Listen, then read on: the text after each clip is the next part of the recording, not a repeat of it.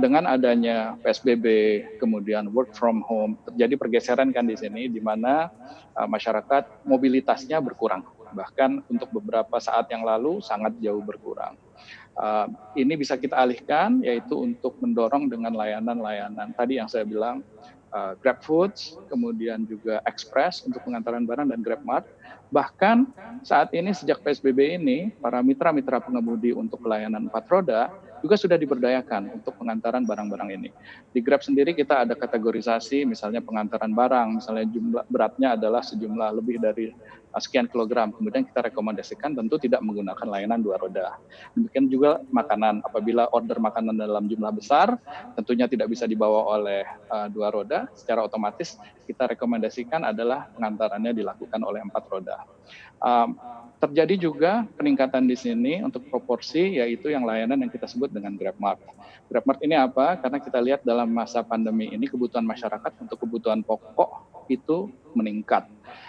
Tentunya ini bisa kita address karena kita mendaftarkan banyak sekali merchant-merchant di sini yang berkaitan dengan kebutuhan-kebutuhan sehari-hari tadi, misalnya apa, bahan-bahan makanan pokok misalnya, atau kebutuhan kelontong atau alat-alat kesehatan yang basic seperti tisu misalnya, atau hand sanitizers dan lain-lain. Bahkan apotek untuk barang-barang obat-obat yang over the counters. Ini kita daftarkan dalam GrabMart sehingga orang bisa membeli, dan ini juga membantu mitra pengemudi kita untuk menjadikan ini sebagai layanan yang mereka jalankan dan bisa menjadikan sumber penghasilan tambahan. Ini adalah hal yang kita lakukan secara rutin. Kita lihat apa pergeseran yang terjadi di masyarakat dalam hal kebutuhan, kemudian apa yang dibutuhkan oleh mitra pengemudi, dan apa yang bisa kita berikan bersama-sama antara mitra pengemudi dan Grab sebagai penyedia platform.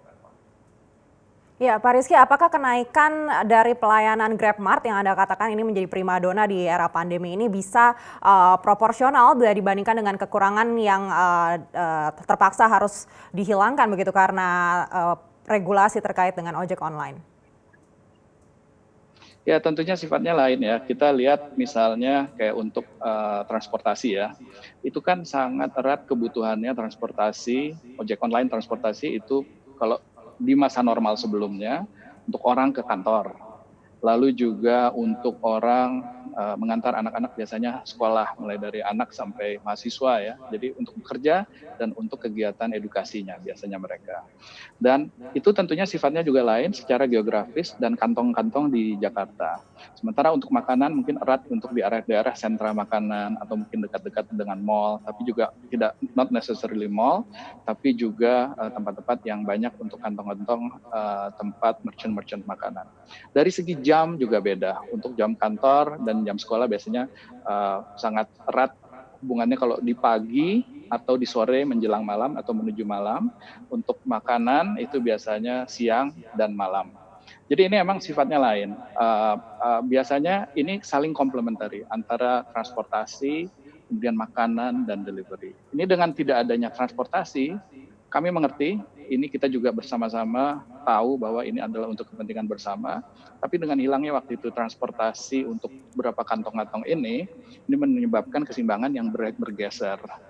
Jadi buat kami ini harus disesuaikan dengan kita boosting. Misalnya tadi food misalnya, kalau sekarang orang lebih banyak di rumah, kita bantu juga merchant-merchant UMKM yang berada di sekitar situ dengan program-program untuk jagoan lokal misalnya.